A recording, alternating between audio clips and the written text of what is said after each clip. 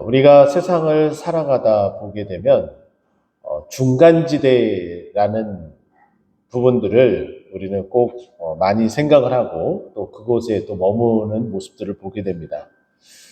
교회가 좀 그래야 되는 부분들이 있다면 이 나라의 또 이 상황 가운데 있을 때에 정치적인 상황이 좀 그러지 않을까 하는 생각을 합니다.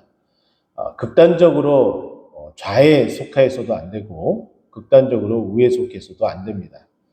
가운데에 있어서 옳고 그름을 정확하게 판단하고 움직여야 되죠. 그러나 그 외적인 그런 부분들에 있어서는 성경은 우리에게 정확하게 옳고 그름을 판단하고 계시록에 나타나는 차든지 덮든지 하지 말고 미지근하지 말고 차든지 덮든지 하라라고 한쪽을 완전히 선택해서 흑백 논리처럼 살아갈 것에 대해서 우리에게 말해주고 있습니다. 오늘 본문도 그와 같은 이야기를 하고 있다라고 보면 되겠죠. 악인이냐 아니면 의인이냐, 옳게 살아가느냐 아니면 그렇지 않게 살아가느냐에 대해서 우리에게 말해줍니다. 오늘 잠언 11장은 이웃과의 관계에 있어서 우리는 어떠한 모습으로 지내야 되는지에 대해서 소위 말해서 맺고 끊는 모습을 우리는 또 어떻게 가져가야 될지에 대해서 우리에게 말해주고 있습니다. 1절부터 보게 되면은 1절은 사업을 하는 사람, 또 개인적인 어떤 그 일들을 하는 사람은 어떻게 해야 되는지 여기서 보여주는데 속이는 것 그리고 공평한 추 이것을 우리에게 이야기해 주면서 정직하게 살아갈 것에 대해서 우리에게 말을 해주고 있습니다. 그렇지 못하면은 결국에는 속이는 그 모든 것들은 나중에 다 들통이 나게 되어져 있죠. 근데 들통이 나는 것 그것보다는 먼저는 그 속이는 것은 하나님께서 미워하시지만 정의롭게 공의롭게 정직하게 살아가는 것은 하나님이 기뻐하신다라고 우리에게 말해줍니다. 또 한 가지는 2절을 말씀 보게 되면은 겸손하냐 교만하냐 이 둘 중에 선택을 해야 될 것에 대해서 이야기를 하고 있습니다. 당연히 이건 두말할 것도 없이 교만하게 되면 사람을 불편하게 하지만 겸손하게 되면은 그 자리가 그렇게 불편하지 않는 모습으로 나타나게 되죠. 이건 두말할 것도 없이 우리가 예수님의 그 겸손을 본받아서 겸손한 자의 모습으로 살아가야 되는 것은 너무나 당연한 부분이다라고 볼 수 있습니다. 또 3절 말씀 보면은 정직한 자와 그렇지 않은 자라고 이야기를 합니다. 뒤에 보게 되면은 사악한 자의 패역은이라고 표현되어져 있는데 히브리어 원어를 또 살펴보면서 그 뜻의 의미를 보게 되면은 여기 사악한 자는 사기꾼이라는 표현으로 대체하는 것이 적당하다라고 볼 수가 있습니다.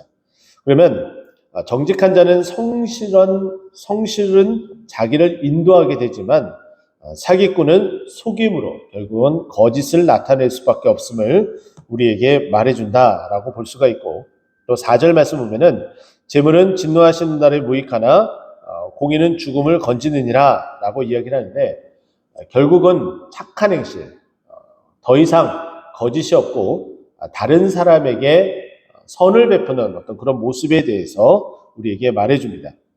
또 5절 말씀은 간단한 단어, 한자로 표현하게 되면은 인과응보다라고 볼 수가 있겠죠.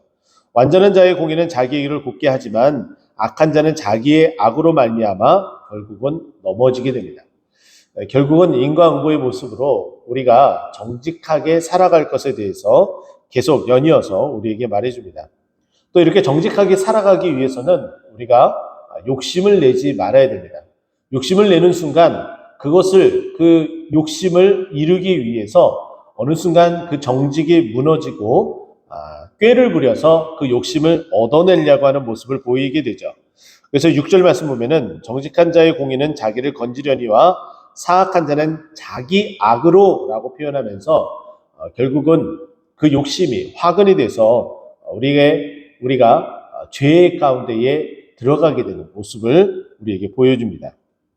또 7절 말씀 보니까 악인은 죽을 때에 소망이 끊어지지만 그 불의가 결국은 그 삶에서 소망이 없어지게 됨을 우리에게 말해줍니다. 반면에 8절 말씀, 7절과 8절 말씀은 한데 묶어서 같이 봐야 되는데요.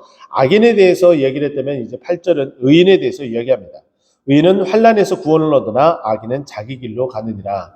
결국은 악인은 그 악 때문에 그 길에서 벗어나지 못하게 되지만 의인은 여기에 나와 있는 것처럼 환난이 다가와도 그 환난 속에서 건짐을 받게 됩니다. 왜냐하면 그 의인은 누구로 말미암아 살기 때문에요? 예수 그리스도로 말미암아 살기 때문에. 그렇게 우리에게 말을 해주고 있습니다. 또 9절 말씀 보니까 악인은 입으로 그의 이웃을 망하게 하여도 의인은 그의 지식으로 말미암아 구원을 얻는다. 악인은 계속해서 우리에게 전혀 도움이 되지 않는 모습을 보이게 됩니다. 우리가 지역사회의 이웃에게 전혀 도움이 되지 않는다면 어쩌면 우리도 악인의 모습을 하고 있다라고 볼 수가 있겠죠. 반면에 우리가 예수 그리스도를 믿고 의인으로 지내게 된다면 우리가 전하는 그 예수 그리스도로 말미암아 이 지역사회가 구원을 받고 변화되어진다라고 볼 수가 있겠죠. 또 10절에 의인은 형통하면 성읍이 즐거워하고 악인은 패망하면 기뻐 외치느니라.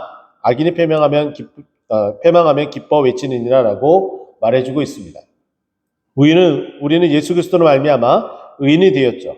그러므로 말미암아 우리 주위에 형통함이 있게 되고 또 그렇지 않는 모습은 결국은 무너지게 됩니다. 또 10절 연이어서 보게 되면 정직한 자의 축복으로 인하여 진흥하고 악한 자의 입으로 말미암아 무너지느니라라고 우리에게 말해주고 있죠. 우리는 이 시점에서 의인과 악인 또 그것으로 말미암아 그 성읍이 무너지고 멸망하고 멸망하지 않고에 대한 이 부분을 생각한다면 우리는 창세기를 바라보면서 조카 롯이 소돔과 고모라 성에 들어갔을 때에 아브라함에게 하나님께서 내가 그 성을 멸망하리라 라고 이야기를 했을 때에 의인을 찾는 모습을 우리는 기억할 겁니다.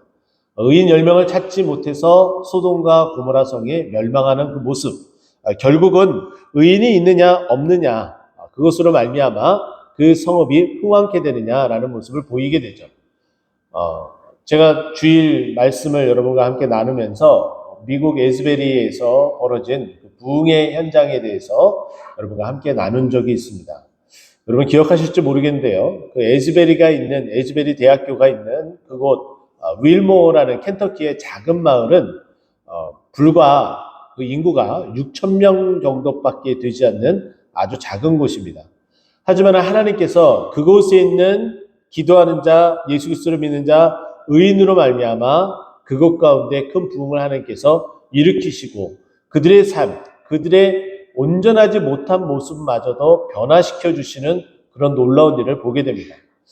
그에 반해서 우리가 지금 속해 있는 지역, 이 양주라는 지역, 보읍과 옥정, 이 지역을 우리가 한번 살펴보게 되면 켄터키의 그 에즈베리보다 조금 더 인구가 더 많고 더 넓은 지역으로 정말 우리가 섬겨야 될 그 땅이 얼마나 큰지 우리는 알 수 있습니다.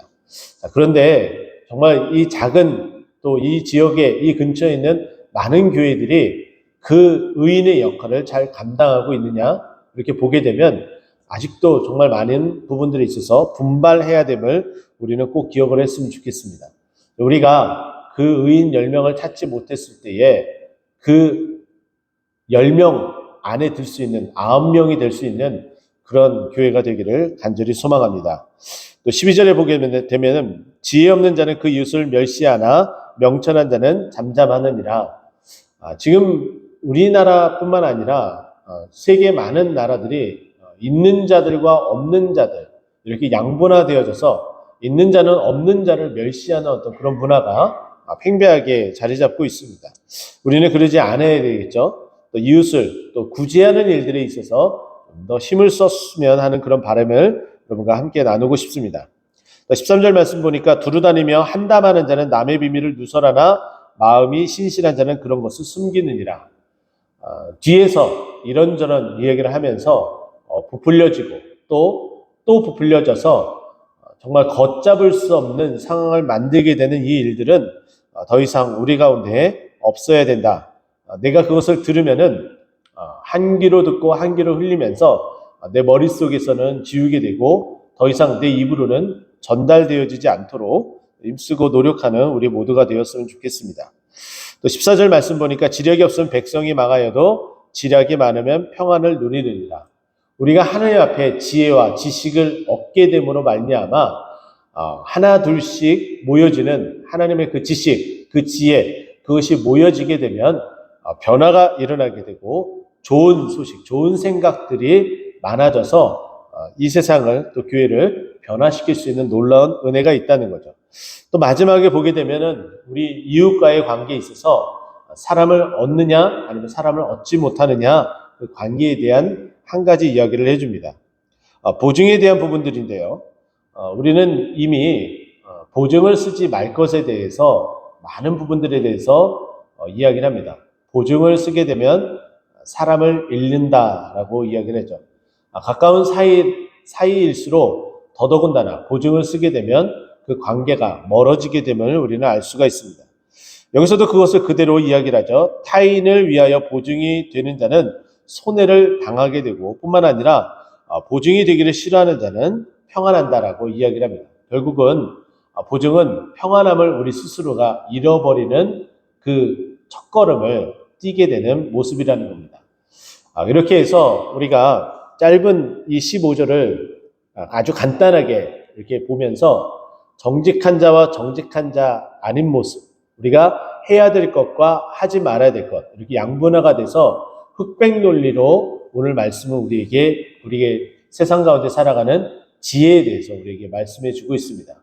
어디까지나 세상 가운데에 두리뭉실한 어떤 모습이 아니라 옳은 것과 그른 것을 지혜롭게 표출하면서 세상 가운데 빛과 소금으로 변화되는 데 일조하는 그런 모습을 하는 우리 모두가 되기를 간절히 축원드립니다. 기도하겠습니다.